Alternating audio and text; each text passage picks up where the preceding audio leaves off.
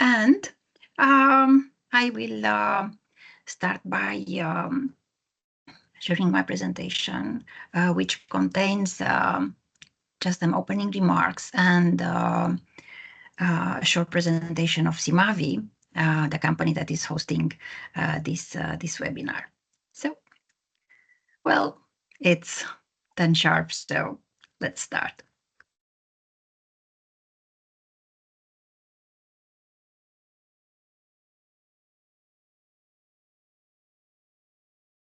So, hello everyone. For those that don't know me, my name is Dana Oniga, and I work as project manager for SIMAVI. SIMAVI is a technological partner and is involved in SilkThread project. And we will show you today some results of SilkThread and also how they were applied and tested. So this is the first part of the agenda of the day. After I will introduce you to the webinar and to SIMAVI, I will leave the floor to Rembrandt Copelar from Ekodenge, who is the project coordinator, and he will showcase more of the project goals, the key outcomes, and the role of the digital product passport. Then I will give the floor to Bojan Kotnik from SkyLabs, and he will present the innovations in material identification brought by the near-wave technology. Then we will have my colleague Elisa Ionashko from SIMAVI. She will present two of the services that were developed by SIMAVI in this project, the legacy product data identification service, and then the damaged product circularity assessment service. And then we will have Anya Popovic-Andolshek from GORENJE. She will say a few words about GORENJE and how GORENJE tested the damaged product circularity assessment service within the project.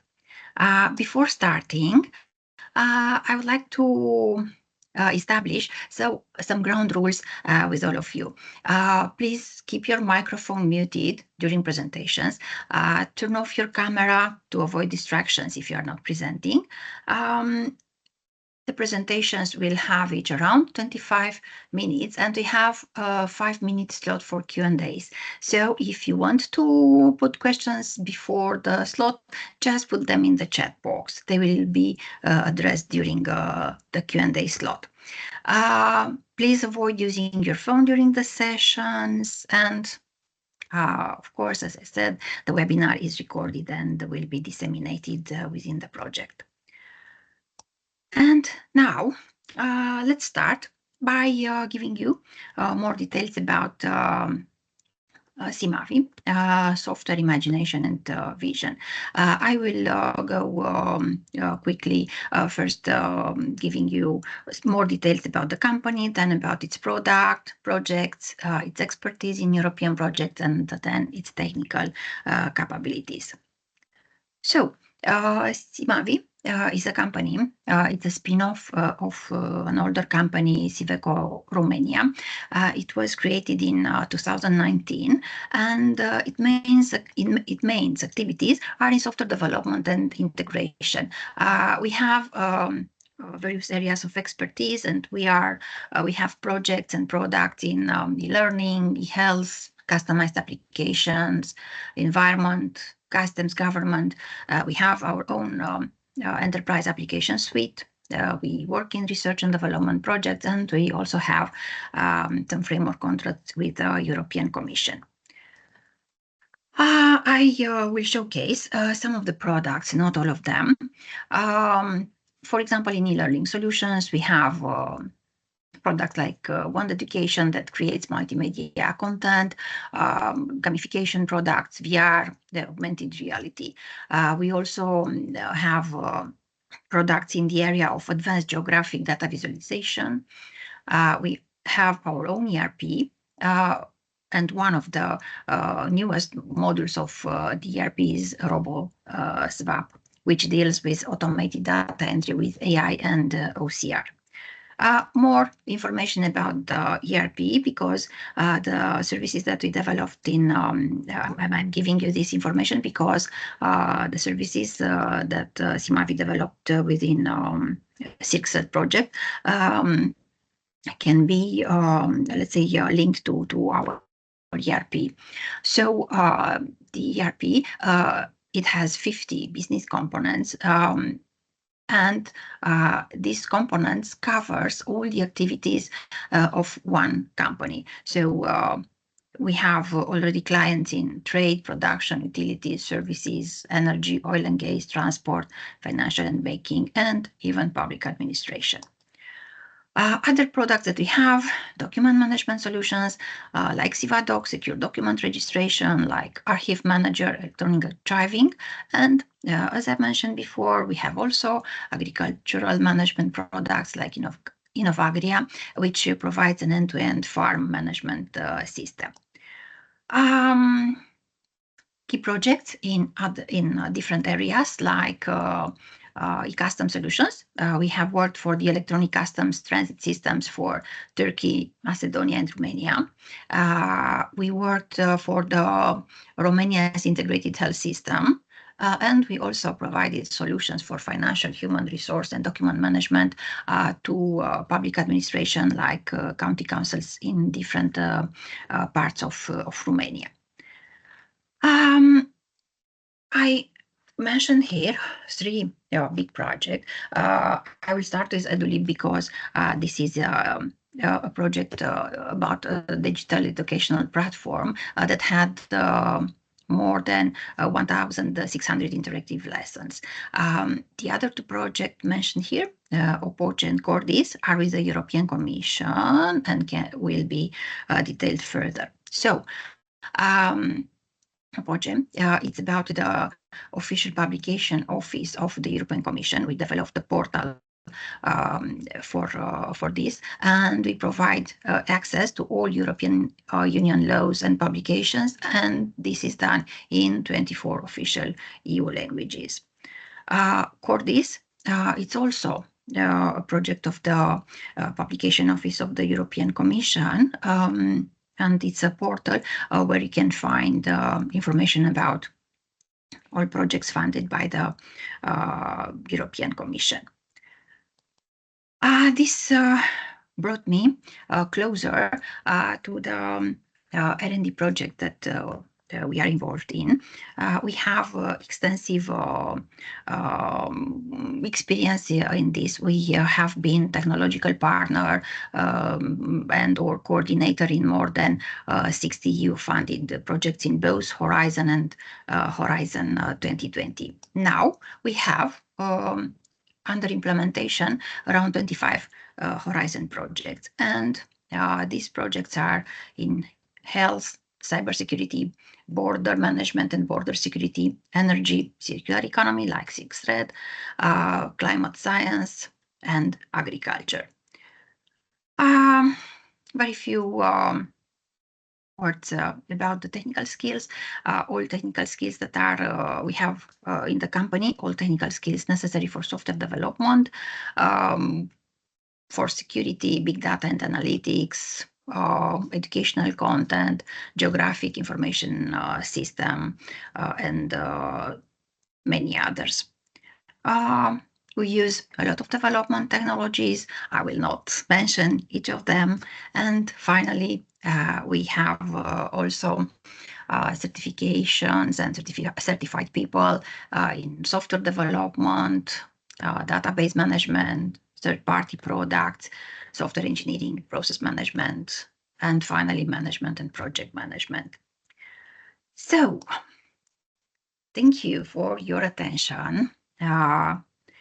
I don't know if you have any questions right now, but if none, I will stop sharing and give the floor to Rembrandt to give us more details about the SIRCSET project.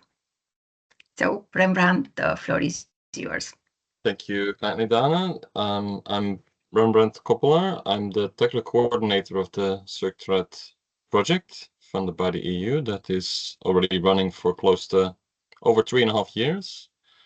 I will share a bit about the context of the project, achievement results, and also introduce the context on the circular economy. Link to the innovative digital solutions that will be presented by SkyLabs and SIMAVI.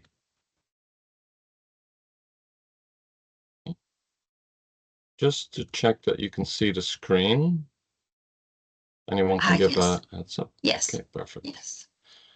So CircThread is a project that started already in 2021, and the focus was about product information management, or is about product information management for circular economy. And that was really also the ask or the request from the call by the EU Commission office.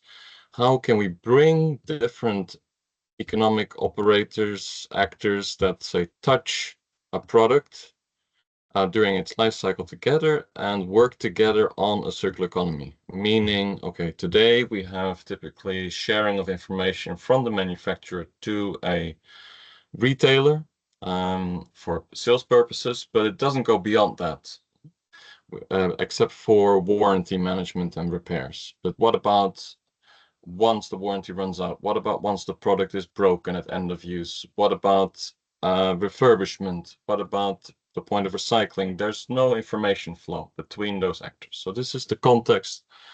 What did the Commission want us to work on? I worked on this for 30 partners, and the project will end in a few months.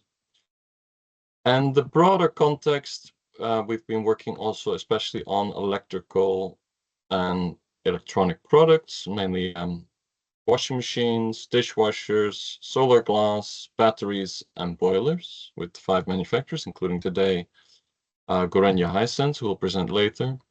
And the challenge that we have in a broad term is that we are quite good at recycling in this context, but we're not so good at recovery and collection. You know, in the EU, on average, we have collect about 43% of devices for proper WEEE-based recycling. Close to that 100% of that is collected is sent for recycling, and a very small proportion is screened for reuse in a formal systems way. And that also includes spare parts management, which you'll hear about.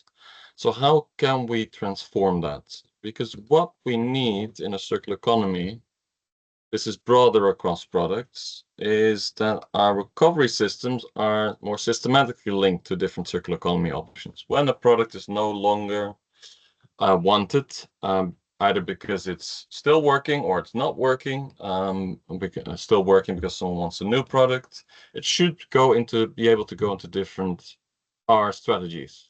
Repair and reuse, refurbishment, spare parts recovery, and recycling. Whereas at the moment, many of those options are not systematically connected. In a circular economy, we have many repair options much more easily available, and that includes guidance and spare parts. We would have 100% of products that are reusable screened for reuse and for recovering spare parts. So screening should become standard. And what's not reusable sent for recycling. And this is the challenges, for example, in electronic and electrical products. We didn't work on this in this circular project. Is the small appliances, toasters, watches with electronic components. Many of them still end up in rubbish, and that goes to incineration. That's about 10% of the WEEE stream. Which also needs to be reduced. So this is a broad framework, we can say, where we need those interventions across the life cycle. What did we work on? We worked on the whole idea of rethinking product information management so that, as I mentioned, all these actors in the product life cycle can work together. This is a simplified diagram, but in the project, we work with 2 recyclers, a repairer, 5 manufacturers, consumer organization, 2 PROs, and trying to understand their needs from different perspectives for information and what would be called win-win exchanges where both parties benefit. And we also evolved a lot of IT tools, which you'll hear about 3 today, to enhance the information across the life cycle.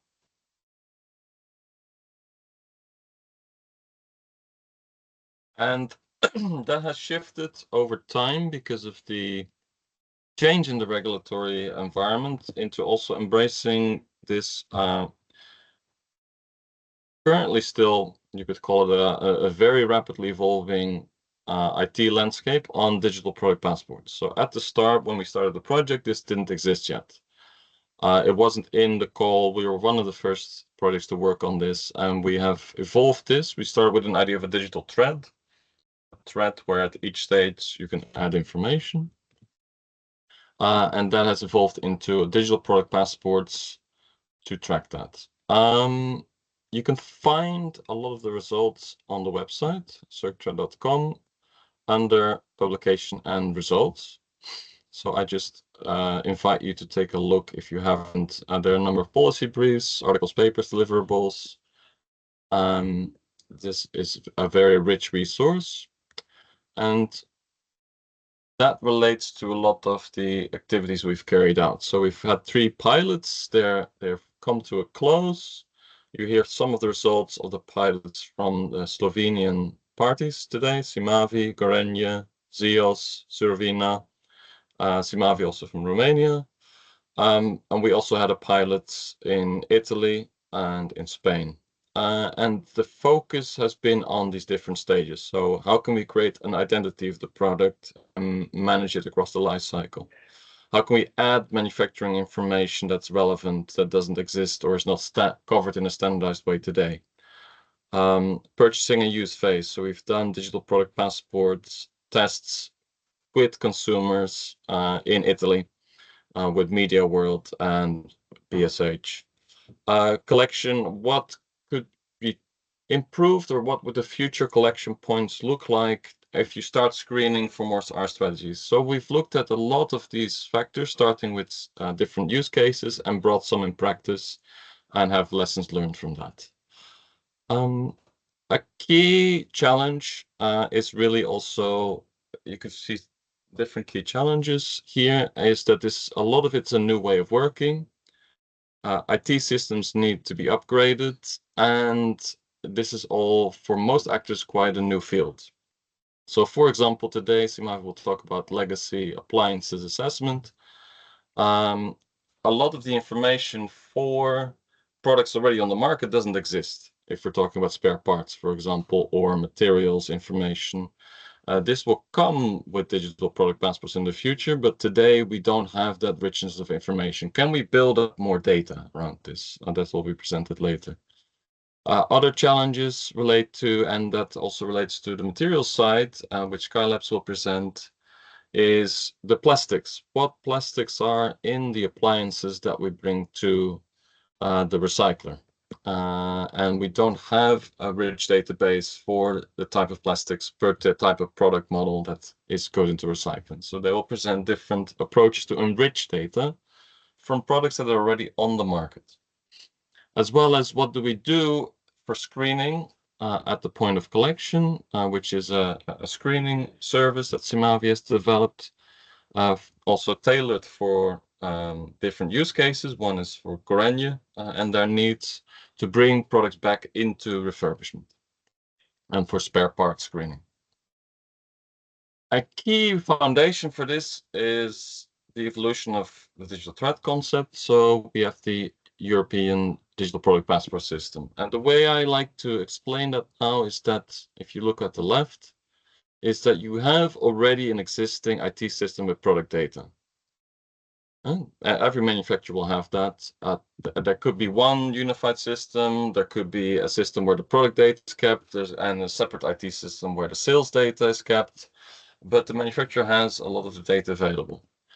What's now happening is that we are going towards a world where that IT system can automatically provide that data through APIs, through IT automated exchange mechanisms, into an online product information portal, where for that product information set, every product has its own standardized identification. That identification has a web link that goes onto the QR code, and that QR code is provided on the product label and typically also on the product shipment. So the basics of it of the digital product passport is a digital label in essence, but with a lot of very advanced IT features. And there are two that are really relevant for circular economy. You can call them game changer elements. One is that DPPs will need to have an automated data exchange requirement by the EU regulation. And that means it can become possible to exchange data in a very structured, standardized way across the product lifecycle for circular economy. And the second one is that DPPs can be issued at individual item levels, so per washing machine, per dishwasher, per toaster. And that allows for tracing those products across the life cycle and updating them. Okay, this product is no longer working, that one is working when it's being collected. This is a product that has had 3 years of life, and that one has had 7 years of life when it's being collected. And that allows you to build very refined, commercializable circular economy business models. This is a lot of people are talking about circular economy business models. But this is really a game changer in terms of unlocking those business models, because you can then start to have low cost screening of those products, which now this is the biggest cost, is the labor cost of screening products for repair, reuse, spare parts recovery, and so on. And those two elements are needed for this. So this is a key message from my side. If you want to learn more, I'll put the link in the chat after the presentation about the whole aspect of digital product passports. We have a key result that is a pre-standard, a SAM workshop agreement that is still under draft commenting, but will close soon, that looks at all possible scenarios for information exchange in this product information management approach, as well as the key elements to consider for companies and economic operators to set up their digital product passport. It's a guidance document. It's not a recommendation standard, it's a guideline pre-standard. And that was recently completed as a key project output. What should we think about in this context of lifecycle traceability? So we've developed a circular CircThread platform that can plug in with DPPs. That will become available soon. Also, there will be an open source version that will be available for DPP providers. That was recently, we also tested this in a hackathon with new service ideas in Ireland.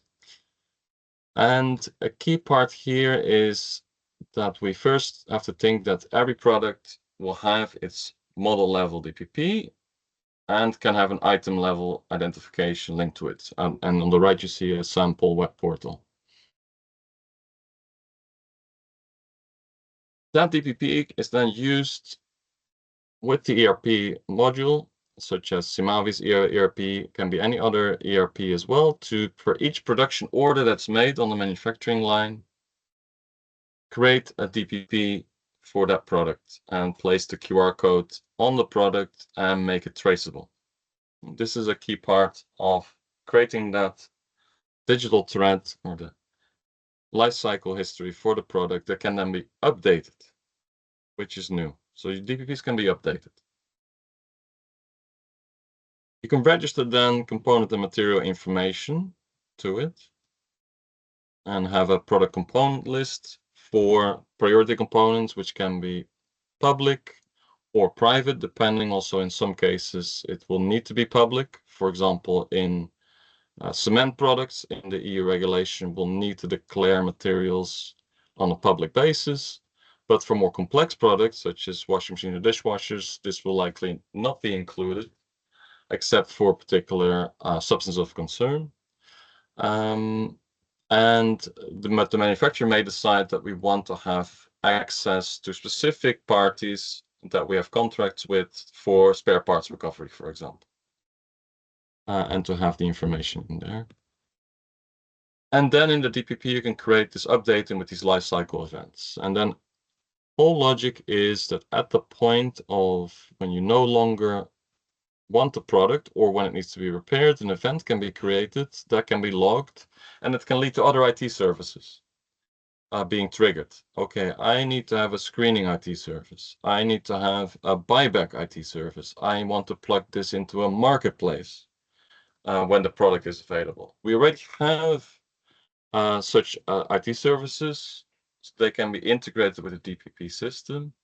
And that is where we see larger data exchange ecosystems emerge built on top of DPPs for manufacturers, but also for the other economic actors that operate in the life cycle, PROs, repairers, refurbishers, and so on, all in collaboration. And there needs to be a win-win benefit for both. To give you an idea, so at each of these stages, from manufacturing, we will start to think in product information management, what information should we be pushing into the DPP for each stage? So what is the information that is helpful for an installer? What is the information helpful for a repairer? And so on. As well as we can pull information from the DPP in blue. So this is, a repairer could add a repair log, product user could add an end of use screening. Okay, I don't want this product anymore. It's still working. I want to buy a new one. And this is also allows for having links with the retailers or manufacturers directly for reordering a new version and adding some information. What's the condition or status of the product when it's no longer wanted? This is a broader overview. You will hear from 3 services on the product information side now. On the spare parts management side from SIMAVI IT services, and on adding plastics material data for the point of recyclers by SkyLabs. And I think SkyLabs will be first, and we have some time before that, I think about 10 minutes for questions. Thank you. Thank you, Rembrandt. We are very well with the time. So I don't know, questions for Rembrandt?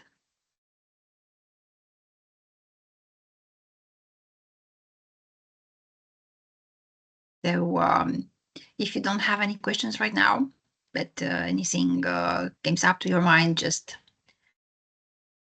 ask later or put it in the chat. So Rembrandt just sent some links in the chat if you want to take a closer look. So now I will invite Bojan Kotnik from SkyLabs to present the NearWave technology. So Bojan, the floor is yours. Hello, thank you for the word. Let me establish screen sharing.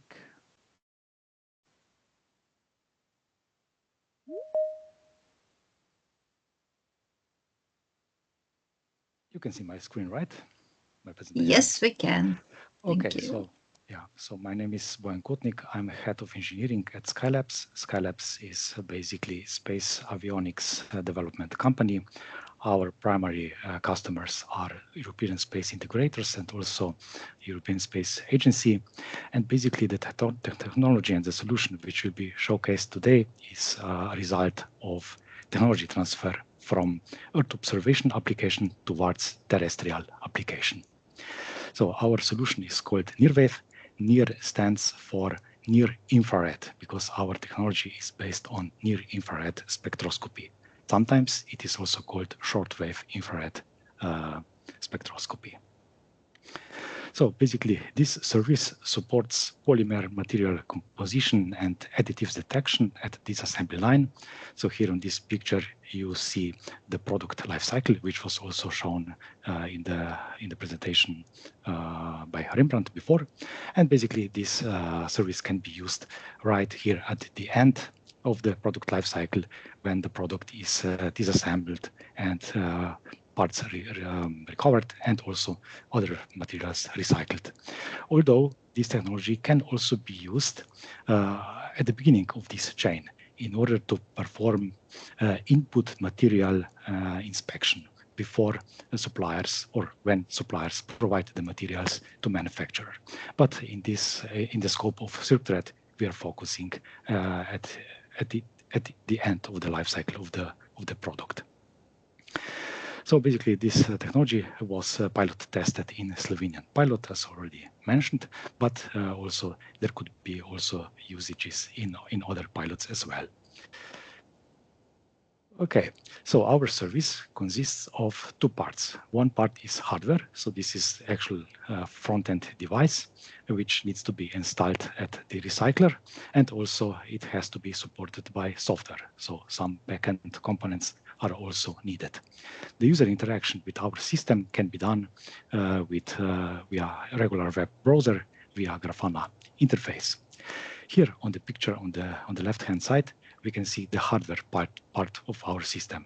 So basically here in this small picture, better picture will be presented later on, is actual device. So this is the shortwave infrared spectrometer supported with AI engine. And basically this device can be used to perform polymer material scanning. Here is also some internal block diagram of this system. So basically our system is based on diffused reflectance spectroscopy. This means that basically we are illuminating the tested polymer material with infrared light, and we analyze what is reflected from the material. Based on the reflected information, we perform spectroscopy, and then deep neural network is helping us to determine which polymer material was analyzed. On the backend side, we have here the server as a main part. Server is connected to the database where all the scanning materials are recorded. There is also MQTT interface, which helps to communicate with several such devices. For example, because our system is scalable, we can support arbitrary scaling of this solution, and not only to one device, but to many devices at many recycler companies, for example. And basically the main endpoint to this backend is via REST API interface, which goes over SSL protocol. And as already mentioned, there is also MQTT protocol, which manages low-level communication with the devices. Okay, so regarding the capability of our device, so far in the CircThread, we are able to analyze the 18 basic polymer materials, which are listed here on the table on the left-hand side, all the way from ABS, polyamide, polycarbonate, up to the thermoplastic elastomer. Of course, this list can also be extended because our solution is also scalable, and we can add and increase the library of the recognizable polymer materials whenever we want. Besides the basic material composition, we are also able to recognize some blends. So, for example, if, for example, polycarbonate is blended together with ABS, and also some other combinations, also those can be recognized by our solution. On top of that, sometimes because we wanted to have certain specific properties of the polymer materials, some additions are added to the polymer. So this can be various kinds of flame retardants or glass fiber reinforcements. And also these additives, these additional properties of the plastic or polymer materials, also those can be identified by the solution which we are showcasing here. Okay, so basically before we deployed the system to our customer in our pilot testing, this will be the company Solvina. We of course prepared the user manual, which instructions how to use this device. That there is nothing dangerous with using this apparatus, but some basic precautionary measures should be taken, because this device contains two strong infrared illumination sources. It's obvious that basically it's not advisable to stare directly into the lights, although we anyhow put these lights to look down so that we don't basically interfere with the operator of this device. From the user interface, we provided two entry points. The first one is user management. User management is used when basically a certain company, for example, or pilot user, will start using this device. With this user management portal, the pilot user will be able to put some data inside the system. For example, which site will use this system, which workstation, which users will work on particular workstation, and so on. So basically, the system is then prepared for the usage by the end user or worker on the recycling line. And then there is also the main near-wave user interface or workspace, and this is basically the workspace where the operator will put some entries there and observe the results. The user interface is such that basically all the scanning materials with all the metadata is then also stored in the database and can be recalled afterwards. So this is basically the Grafana-based user interface. So it operates directly from arbitrary web browser. So nothing special needs to be installed by the pilot user. So the installation and starting of the usage of the service is quite straightforward. And within this workspace, it is possible to assure full traceability of polymer detection at recycling line. So where this scanning was happening, at which company, at which site within the company, workstation within the site, and basically up down to the end worker which used this system to perform scanning of the materials. And also DPP link is assuring that basically we can track back each scanned material with the product which was basically started at the beginning of the product lifecycle chain.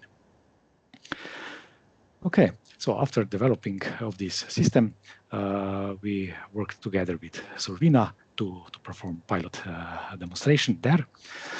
Survina is basically Slovenian largest provider of waste management services in Slovenia. So basically in 2023, I think they processed around 470,000 tons of waste material annually. So the throughput of this company is quite large, and we are working closely with them in testing this near-wave service. So this is the device which was installed by Survina. Or at Survina. Yeah, and now I will perform, so I will show you a video which will basically showcase how this device was used at their premises. So let's look at the video.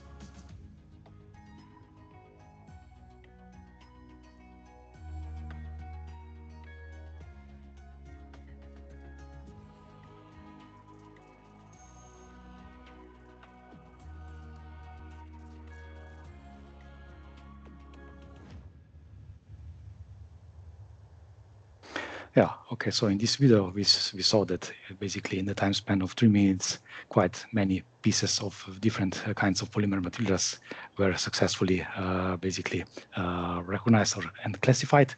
Not all the parts in this particular video are basically coming from the common appliance disassembly, but still this is the principle how the technology worked.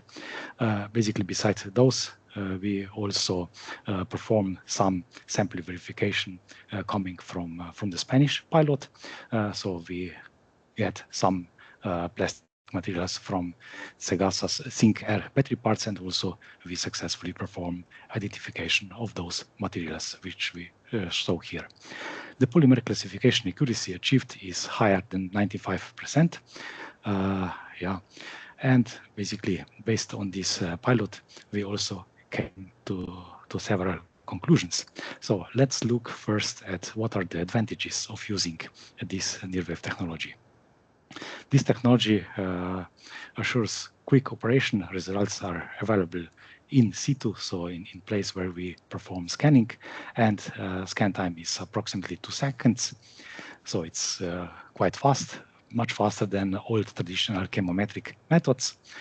Also, the installation is quite simple for the end user, because our SkyLabs ground segment servers are hosting the backend, which is accessible 24/7. So basically, nothing special needs to be installed at the end user. And of course, our system supports polymer database extension, which we also prove in scope of the work package 7 of CircTet project. So basically, there is a capability to add new materials with additional properties. We can retrain the deep neural network and also remote update near-wave system at customer, and also, yeah, this basically increases the scalability and portability of the solution.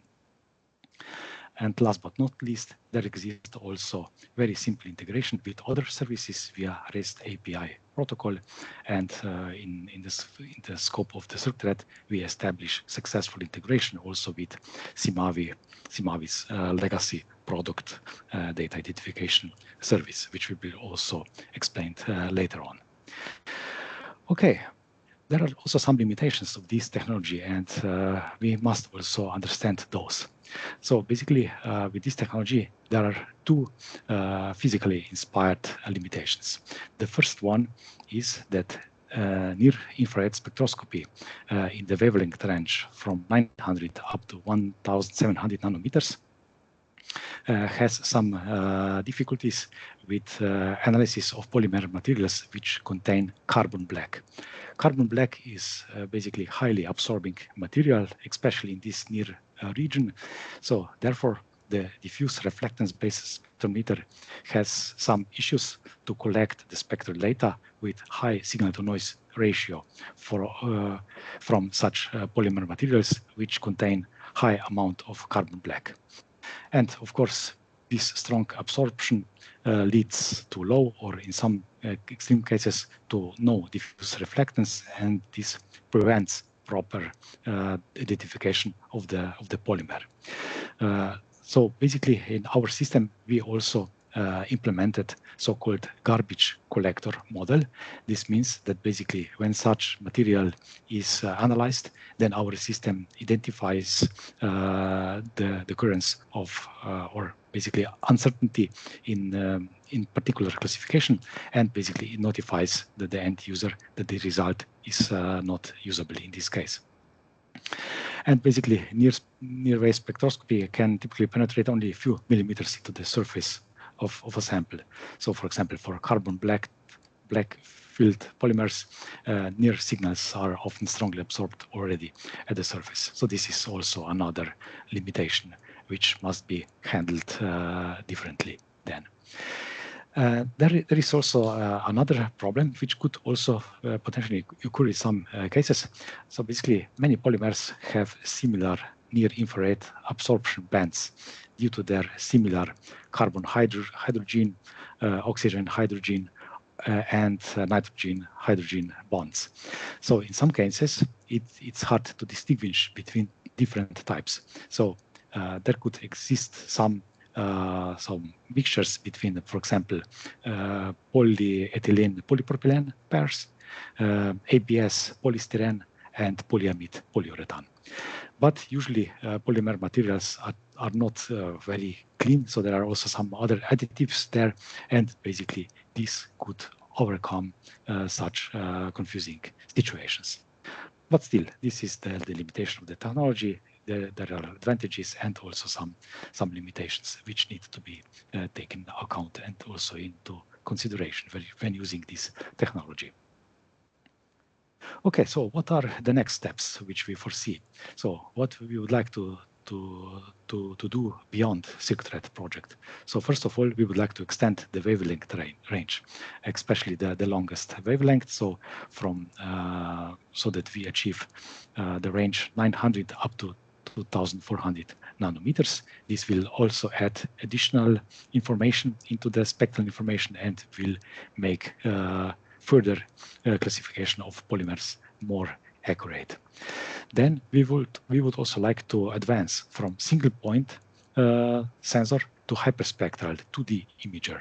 This will allow us to perform scanning not only at one certain point in the material, but for example, covering the whole area. For example, this would be beneficial to classify materials on the conveyor belt. And then, of course, there exists also possibility to connect this kind of solution with collaborative robots or cobots and robots and assure and get to the truly automated recycling sorting line. So this would be our envisioning. But still, in the scope of the CircuitRed project, we perform quite some technology advances. So basically, before CircuitRed, we started with this multispectral imager.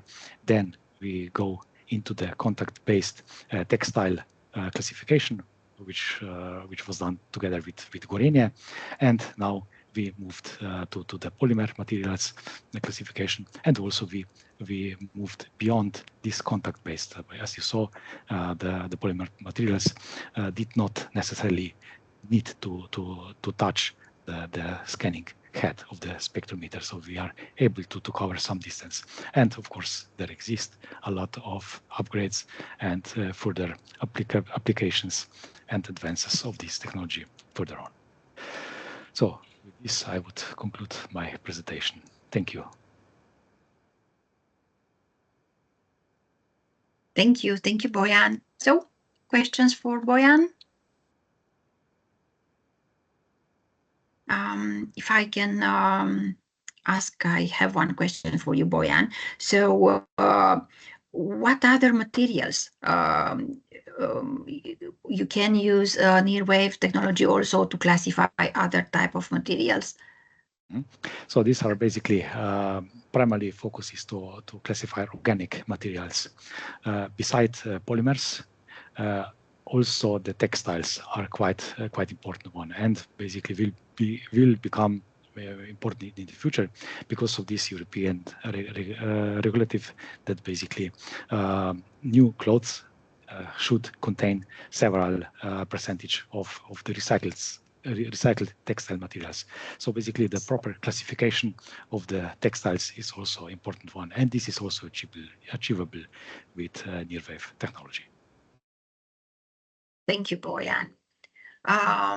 So if there are no other questions, we can continue our webinar with the presentation of the Legacy Product Data Identification Service.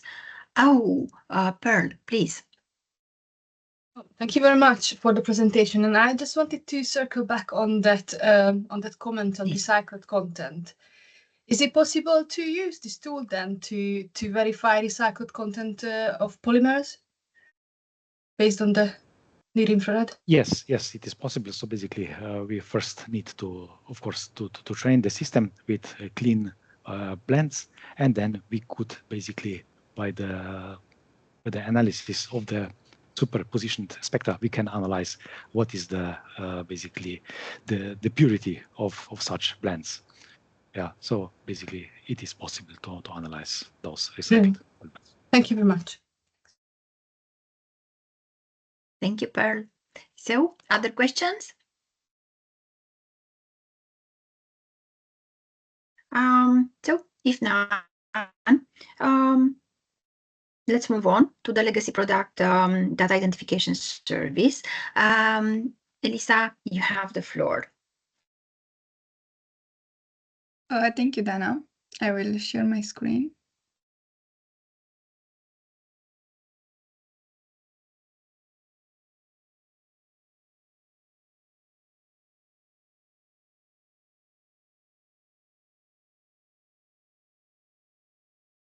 You can see my screen?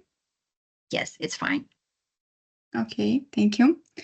So I'm Elisa Ionashcu from SIMAVI. I'm working as a software developer, and today I will present one of the CIRTRED solutions, which is the Legacy Products Data Identification Service. To introduce you, I will talk about the description of our application and its objectives, what our service can do, and then I will present a usage description, and I will show you some images, some screenshots from the application. And later on, after my presentation, I will show you also a video with all the process of how a user can utilize our application. After that, I will talk about the legacy service capabilities and also some benefits of our product. So the legacy product data identification is a service developed by us during the CIRTRED project, and it was mainly designed for collectors and recyclers. We built this service especially for the legacy end-of-use products, excelling in that cases where no data is available from the original manufacturer. And we allow progressive build-up of product information. Our service starts from the basic product details, and we go to the components, to the spare parts and their material composition, including also hazardous substances and critical materials, which are very important for a recycler.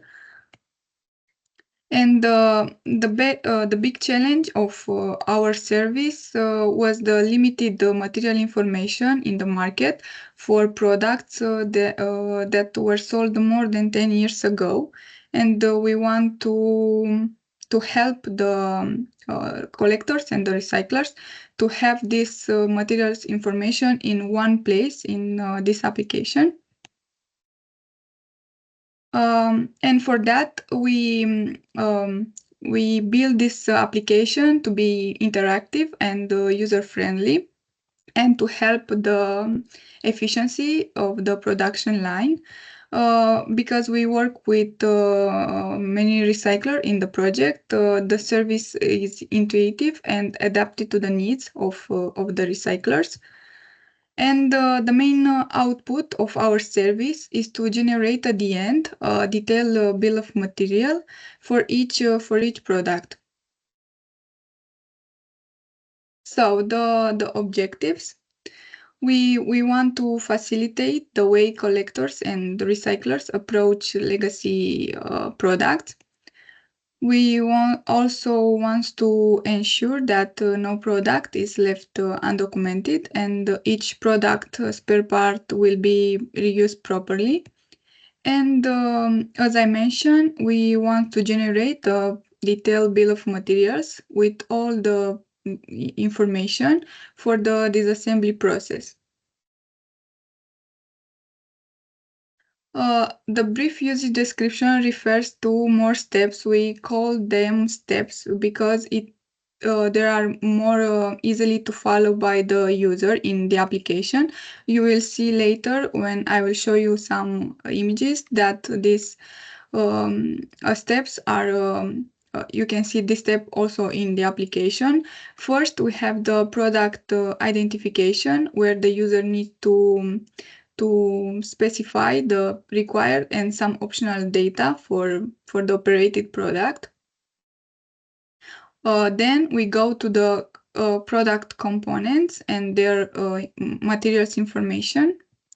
After that, we have the third step, which is also about the components, but in terms of critical materials and hazardous substances. After that, we prepare for bill of material generation. We have all the data structured in a summary page. And finally, we can export the bill of material in two formats, as a PDF and CSV file. But and also this bill of materials is saved in our application, and the user can have access to it at any time. So the prototype, this is the login page because the service can be accessed in a secure way using an account. After the user is logged in, we can see this main page. We have here the three devices that are applicable to our application. There are washing machine, dishwashers, and boilers. For the CIRTEL project purpose, we focused on the washing machine flows, but of course in the future we can adapt our application to dishwashers and boilers. And today I will present the washing machine flows. First, as I said before, we have the product identification. So here a user needs to specify some information such as manufacturers, the serial number, which is very important, and the model and type if they exist. Also an image label of the product. I want to mention here that the application proposes some data already available from our database, but also a user can type its serial number of the washing machine, and the application will inform that this new serial number will be added to the database, and he can operate a new product at any time. After that, we have some optional details such as production year, frequency, nominal power, and so on. These are information nice to have, but they are not required. Then in this second step about components, we can see in the left side the spare part list. We already defined this components list, and of course the application is flexible, and the user can choose to add a new component, to edit the existing component, or to delete them. You'll see this in the video. And if a user select a component, in the right side we can see two windows: the components detail, which includes the component code, weight, and dimensions. And the second image is about the component materials. Here the user can add what are the materials for this selected component, and he can go on a deeper level to specify the subtypes of that materials. Here we have also the integration with the service Nearwave technology presented by Boyan, and you will see this integration, how it works in the video. Then we can go to the third step, which is about critical materials and hazardous substances. Also, we have in the left side the list of the components. And in the right side, we have the critical materials. Here we have a predefined list, and the user can choose from the list the specific materials that are applicable to this component. And also the same process can be done for the hazardous substances. This is an example of how it looks if the user add the mercury substance to the carbon brush component. Then in a summary page, we structured all this information. We have the product information. Also, we can see this table with the components and their details. Here, it's important to mention this polymers column. Here we save the polymers that came from the NearWave service. So we stored these polymers in our databases and we show them to the user. As I mentioned, the bill of materials is saved in our application, but also can be downloaded locally in two formats, in a PDF file or a CSV file. So this is an example of how a bill of material PDF report will look. It's pretty much as in the application. And we also have a history page. This history page contains all the bill of material generated by the user, and he can choose to view again and download it and download the bill of material again. In terms of our application capabilities, our service offers a complete software module that include also the user interface and the backend components that communicates very easy and provides all the functionalities that are needed for the end user to assess a legacy end-of-use product. Also, we have a centralized database to store, to collect and store all the data in a secure way. The hazardous substances and critical materials identification, it's an important part of the application because this identification enhances the safety and the compliance in the disassembly process.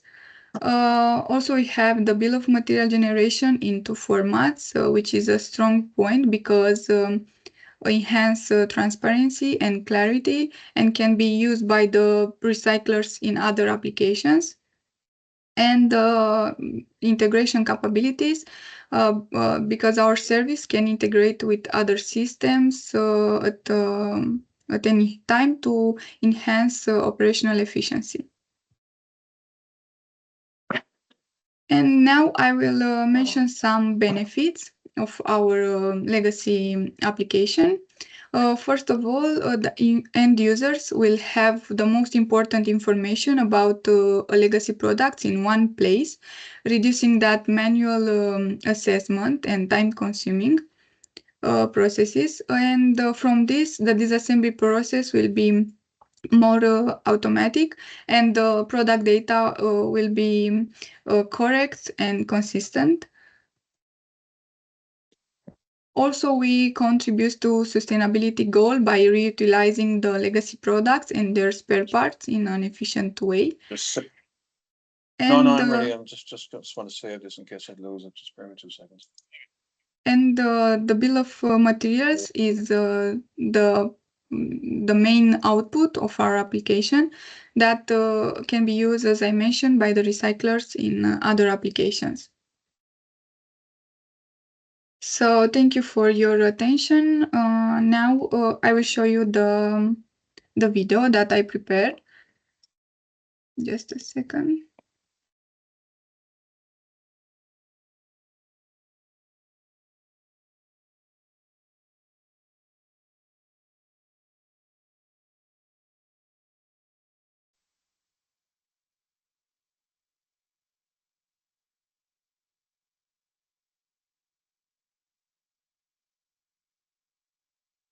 Legacy Products Data Identification Service by SIMAVI is a valuable tool for collectors and recyclers. It ensures that legacy products are reused in an appropriate manner and well documented in a bill of materials file. The application can be accessed in a secure way using an account. The main page presents the appliances that can be operated by the user. For this demonstration, we will use a washing machine. Here, the user will go through 4 steps and provide the information needed to obtain a bill of materials. First, the user will identify the washing machine to be operated. The user will provide information such as serial number, product model, product type, rated voltage, and product label. The user can specify the hazardous pictograms printed on the product and save it in the application. For obtaining a comprehensive bill of materials, detailed information can be provided in the section Product Optional Information. The second step is related to components information. Here, the user will select the specific category and the components that are applicable to the operated washing machine and provide more information about them, such as component weight, dimensions, information about materials, and their composition. The application is flexible enough, and the user can choose to add, edit, or delete certain components. The application integrates another circ-thread solution, near wave detection service developed by SkyLabs. By providing the necessary filters, the service detects the polymer materials of the spare part, and the user can choose to save them. The third step is about components details in terms of critical raw materials and hazardous substances. The user can select each product component, indicate the presence of the critical materials and their details. The same process can be done for hazardous substances. The user indicates the presence of the hazardous substance and their details, and then added to the selected component. The hazardous substances and the critical materials can be added to the specific spare part, edited or deleted at any time. Finally, the user can see all the product data collected from the previous steps. General product information, components data, and their materials, including polymers materials and hazardous substances. The bill of materials can be exported in two formats, PDF and CSV. For this demonstration, we will generate a PDF file. The file was locally downloaded. After generation, the product bill of materials can be viewed from the history page and can be downloaded again. With the help of this application, recyclers and collectors contribute to the circularity of legacy products in a sustainable way. Thank you for watching.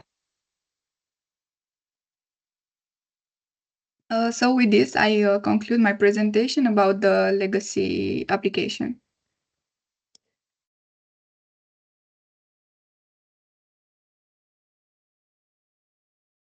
Thank you, Elisa. So, any questions for Elisa? I would have one question for you, Elisa.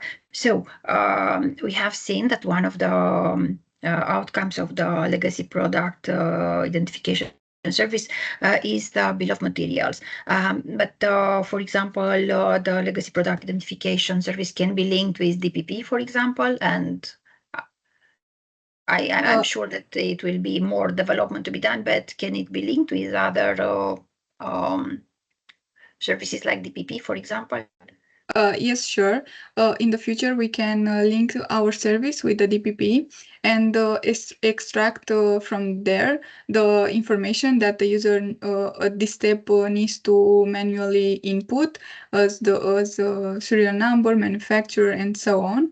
And we will get dynamically and automatic this information from the DPP.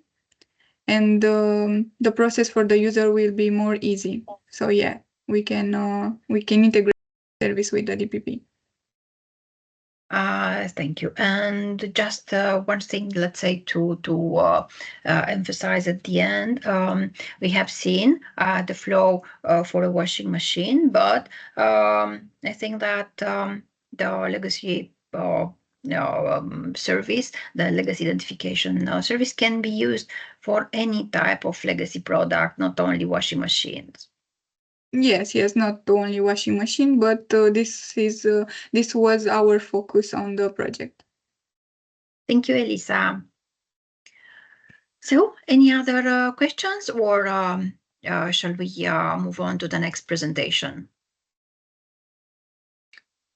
So, Elisa, the floor is yours again for the damage assessment service. Thank you. Yes. I will share again my screen.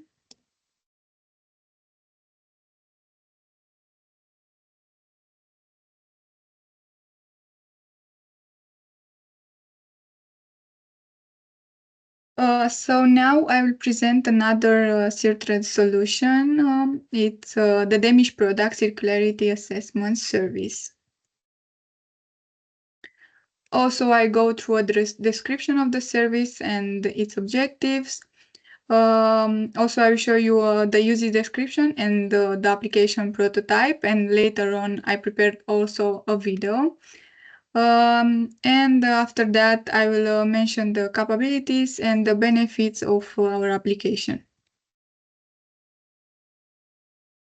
So the damaged product circularity assessment service was developed also by us, by SIMAVI, during the CIRTRED project, and was designed for manufacturers and recyclers to design, to evaluate the damaged product. So this service addresses any type of devices. We don't have a limitation. We can use from new to old devices, but two flows are important for the damaged types. We need to have in transit, meaning the products that have been damaged during transportation, or in use, products have been damaged during usage. I will show you now how the service operates. So first we need as inputs to collect the information about the product and the damages. Then we have an algorithm in the backend that processes this information, and based on that information, we can recommend a decision. We have 5 decisions: repackage, resale, reuse, repair, and disassembly. And after that, as an output, we will generate a detailed recommendation report for each evaluated product that will contain all the product data and its damages, and also the recommendation. The objectives are to first to improve the manufacturers and the recyclers processes to approach product damage assessment. Also, we want to simplify the assessment process by optimizing the handling of the damaged product. And of course, we want to improve the time required to evaluate a product, and to reduce the waste and the resource recovery, to contribute to a more sustainable and circular future. Also, in the user description, we split the service in more steps. First, it's also to identify the operated product. This service can be used also in on a tablet or a laptop device. Then we need to assess the damages. You will see that the application proposed some damages and their details, and also we have a customizable area where the user can add its own damages. After that, we have the overview, and all the data is displayed to the user, and he can check if everything is properly selected. And then we evaluate the product and recommend where to send that product.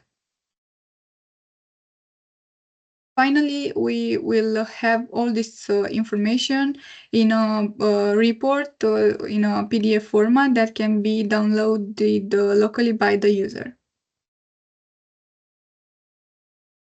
So I will show you now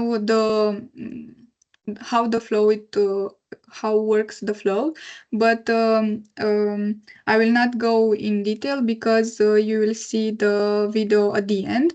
So the login page, or this is the first page that the user will see after he logs in the application. Also, this damage circularity assessment service is designed for washing machine, dishwashers, and boilers. And first, we need to identify the product, and as I mentioned, we have the damage type, which is important to specify if the product has been damaged during the usage or during transportation. The identification mode, we have two options here. The QR code means to the user to open the camera and scan the QR code of the product and get all this information. And the second option is to use the data metrics and complete all this information, manufacturer, model type, and serial number by hand. The application also provides some information already from the database, but the user can add the new data. Then the purpose is to assess the damages. Here we have four important sections. The first section is about uploading images of the damaged product. The user needs to upload at least one image. Then you can see the available product damages. We have here two types of damages, package and visible surfaces. These damages are proposed by the application, and the user can choose to apply them to the operated product. But an important section is that where we have the functional and non-functional custom criteria. Here, basically, the user can add and customize its own damages. We let the user to add its damages. We have three types of damages: checkbox, text damages, and slider damages. But an important aspect to be mentioned is that this criteria can be added just by the admin user. So an admin user will logged in our application will add this criteria, and after a normal user worker will logged in our application, we'll see this criteria added by the admin, and we'll select from the list the specific damages that are applicable for its washing machine. Also, the last section important in the damage assessment process is the price evaluation. Here, the user needs to specify the product price and the repair price. These are important because if the repair price is big, of course the application will generate the repair recommendation, but these are not required. So the user can evaluate the product even without these prices. The overview page is the page where we collected in one place all the information previously inputted by the user in the steps. Here we can see the product information, the damages, the images, and also the custom damages. And if we go next, we will see the recommendation proposed by the application. In this case, is the repair. So to send this product to be repaired. All this information is saved in our application and can be viewed again by the user, and it can be also exported in a PDF format. File. This is an example of how a PDF file would look.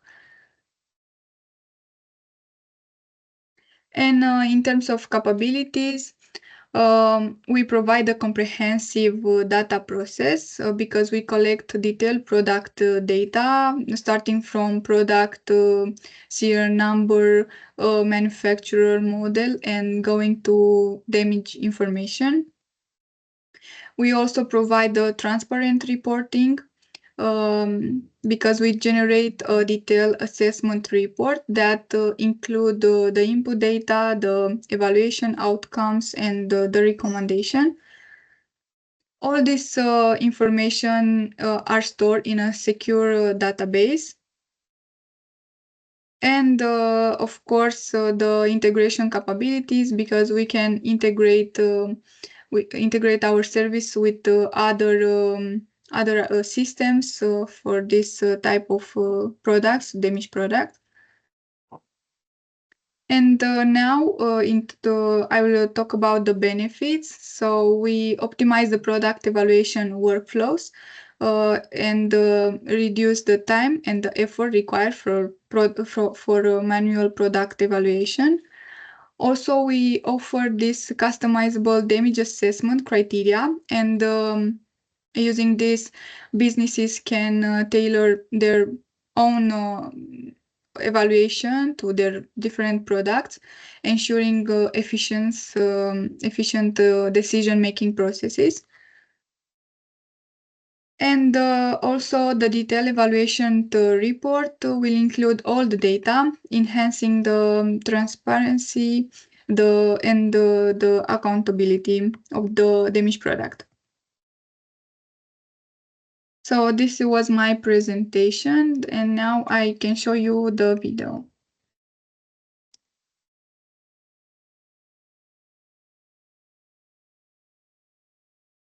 Just a second.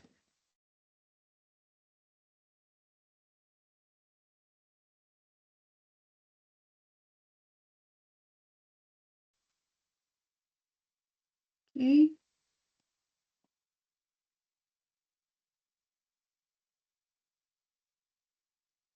Damaged Product Circularity Assessment Service by SIMAVI is a tool for manufacturers and recyclers designed to evaluate damaged products. It optimizes product evaluation workflows, reducing time and effort, and promotes resource recovery and waste minimization. The application can be accessed in a secure way using an account. The service has two important types of accounts: admin users and normal users. The evaluation process begins with the selection of the device type. In the first step, product identification, details such as damage type, in use or in transit, and identification mode are required. The user can choose to use the QR code scanner or the upload image functionality or the data matrix option to fill out the data, such as manufacturer, product model, product type, and the serial number.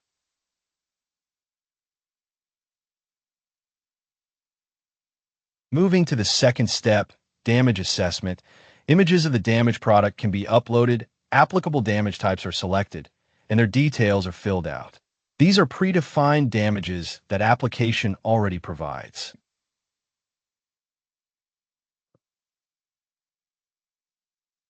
The application provides a customizable damage assessment criteria that can be attached to the operated product. By using an admin account to access the application, you can add custom criteria. In the functional/non-functional custom criteria, the admin user can add own damage criteria for the product by specifying the criteria label, a description, and its priority. The custom criteria was added to the list. By selecting the criteria, the user has more type of damages that can be created: checkbox damages, text area for typing more details, or slider damages for intensity of the damages. After adding one damage, it is displayed in the section Selected Damages. The most important information of the custom damages is the priority set up by the user. Using this information, the application algorithm knows how to calculate the recommended decision. The custom criteria can be updated and deleted at any time by the admin user. A regular user can see the custom damages defined by the admin and attach them to its product. Also, the product price and the estimated repair price are important for the recommendation process. In the third step, overview, all selected details are reviewed before proceeding further. Finally, in the recommendation step, the algorithm evaluates the product and its damages and provides a recommendation on its destination. In this case, the recommendation is to repair the product. Upon generating the recommendation, all data is saved in a downloadable PDF file. All previous recommendations are listed in the history page.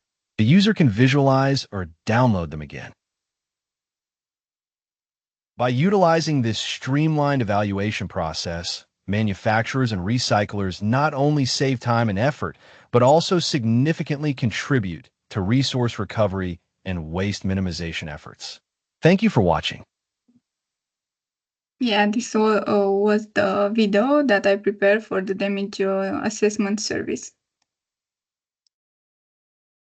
If you have any questions.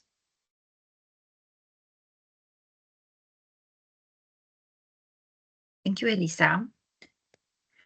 So, before moving forward, any questions for Elisa about the damaged product assessment service?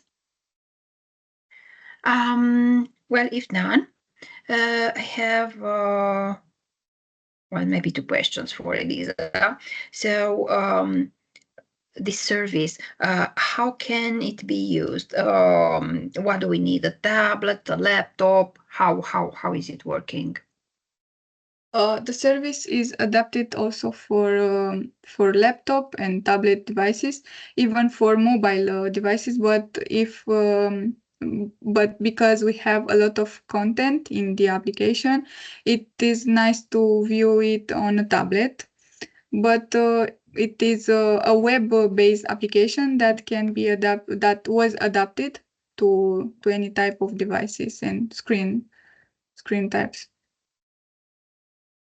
And second and last question, this service, can it be linked with DPP?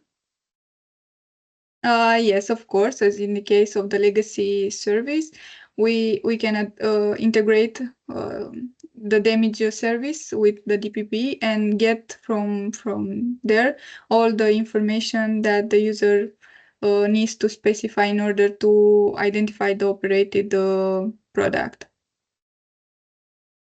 Thank you, Elisa. Thank Thank you you. for your comprehensive presentations. So, if no other questions, I will introduce Ania Popovic from GORENJE to give us some thoughts about testing this service and also about GORENJE. So, Ania, the floor is yours. Yeah, greetings to all, and thank you, Dana, for the introduction. You can all see my screen? Yes. Okay, so I'm Ania Popovic-Andolshek. I work in GORENJE in the office responsible for participation in various co-founded projects. Each member of our team has its own project, and CircThread is under my responsibility and coordination within our company. Today, okay, it's not working. Today, I will briefly present the company GORENJE and its efforts in the field of sustainability. I will highlight some of the EU-funded projects that we are involved in and that contribute to the establishment of a circular economy. Furthermore, I will outline some regulatory requirements and explain why GORENJE sees a great potential in sourcing spare parts from the market. I will also present the using damaged product circularity assessment service for generating recommendation reports. And finally, I will highlight some of the challenges that we are facing and will encounter in the future. Sorry for that. The company, GORENJE, was established in 1950 in a small village called GORENJE. Initially, it was producing agriculture machinery, and in the 1958, the company expanded its product line to include solid fuel cookers and relocate its production line to Velenje in 1960. Over the decades, GORENJE has grown into one of Europe's leading appliance manufacturers, offering a wide range of products under various brands name, including GORENJE, AS, Comora, ATAC, Pilgrim, Etna, Korting, and some others. In June 2018, the Chinese company Hisense Group took over the GORENJE and integrated it into its global operations. Hisense Europe has its own distribution network consisting of 27 business units across Europe. It has 4 research and development centers located in Slovenia, Sweden, Netherlands, and in Germany. And it has 3 facilities. The main production facility is in GORENJE's plant located in Slovenia, with additional plants in Czech Republic and in Serbia. Today, GORENJE is among the 8 largest manufacturers of household appliances in Europe, with a 4% market share.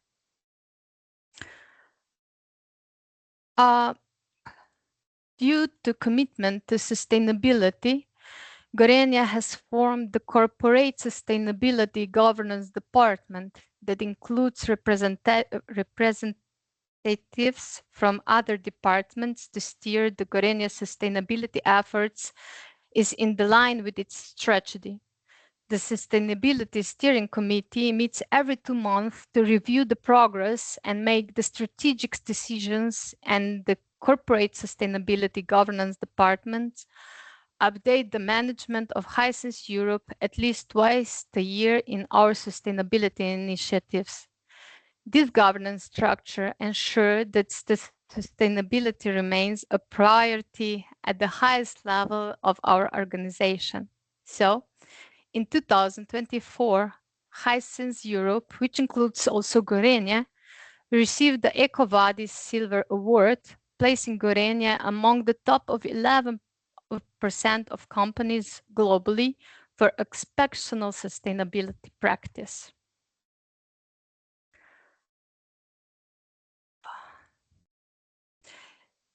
Oh, sorry. So I've already mentioned that at the beginning that GORENJE is involved in several European projects whose priority is to accelerate a circular economy in EU. So let me briefly present some of them. CIRPES 2 project, funded by European Commission under the Digital Europe program, is focused on demonstrating DPP's feasibility and effectiveness in circular business model like reuse, repair, and recycle. Here, I would like to point out that in this project, together with Ekodenge, we are in the stage of integrated Track ID, a DPP service, into our ERP system. The credit project focuses on reuse and repair circular network with open areas for digitally assisted tool. The TIM project focuses on integrated digital solution to enabling conditioning monitoring during the use phase, optimizing the reverse logistic, and achieving efficiency and responsiveness in the value recovery activities to enable reuse of production parts and products, parts and materials. The goal of InCircular project is reaching the second life raw materials from 100% recycled plastic, and eCirc for All project addresses the challenge of waste reduction and resource conservation by supporting the repair and reuse of electronics, which play a crucial role in advancing a circular economy.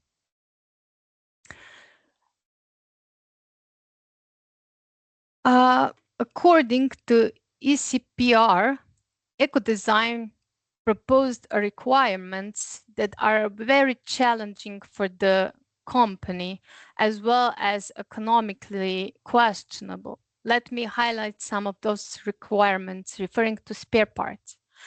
So GORENJE has to provide the availability of spare parts for 7 years after the purchase for the refrigeration device. And also we have to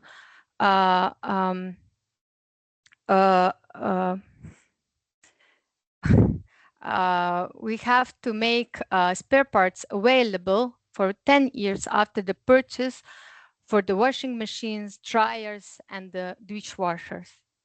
And the idea on this point is to obtain spare parts from the products that have already been placed on the market.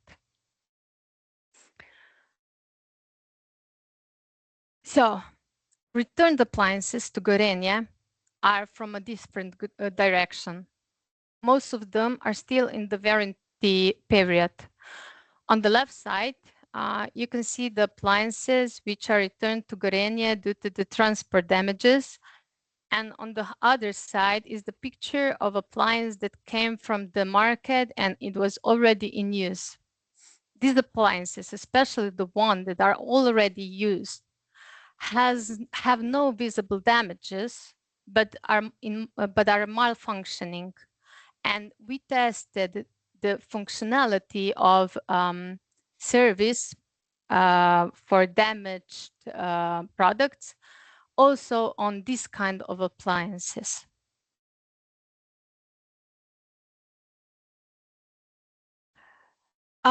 Here on this slide, I won't waste time with describing the process, how to get the recommendation report, since SIMAVI already presented it. But I would like to expose one very important data, the repair cost, which is not hard to define for anyone who is inspecting our products using this service, since we have set up the website where spare parts with the prices for all our products that are on the market can be found. On this point, I have to disagree a bit with Elisa when she said that this data, it's not very important for generating a recommendation report. This data is very important when we are deciding if the appliance is going in direction to repair or in direction to dismantle, because we have to be aware that all the repairs are not economical. So on the base of internal criteria and the repair costs, we actually get the right recommendation report. Now, let us review some possible recommendations generating during the inspection of our appliances. So the first one is repack. A recommendation report is generated when only packaging is damaged and the new package is actually available. Resale recommendation report is generated if only packaging is damaged, but the new packaging is not available, and this kind of appliances are sold at the reduced price. Repair recommendation report is generated when the appliance is damaged or malfunctioning, but the repair is still economical.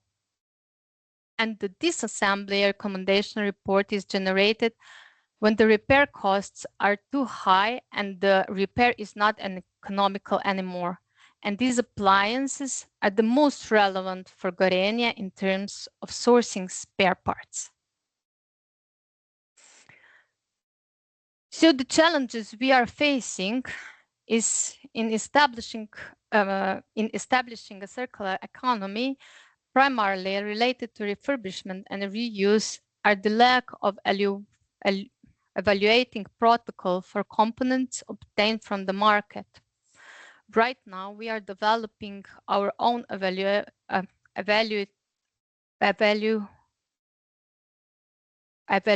protocol that also involves prediction of lifespan of the component. Such a protocol will provide an assessment of the component's condition, serving as the basis for the determination of warranty period as well. On the other hand, the challenge will be also to find partners involved in components refurbishment, especially in local environment. But I believe that with the commitment to establishing a circular economy, we will also succeed and overcome such challenges. Thank you for your attention. Thank you, Anya. It was a very interesting presentation, and I like to see how you used also our service. So, any questions for Anya? So, if none, I'd like to take the opportunity to thank you to all presenters today, to Anya, to Elisa, to Bojan, Rembrandt, for all good cooperation that we had inside the Silk Thread project. I would like also to thank you to the other Slovenian partners like Surovina and Zeos that for their support and the good cooperation that we had in the project. If there are no other questions, I would like to thank you all for joining today. And of course, please follow Silk Thread on LinkedIn, and also on the website and other social media. And looking forward to hear from you if you have any other questions or would like to follow us up. So thank you all for joining. I think that we can close the webinar here. Thank you. Thank you. Thank you. Good night. Bye-bye. Thank you. Very much. Bye. Bye. Bye-bye. Thank you. Bye.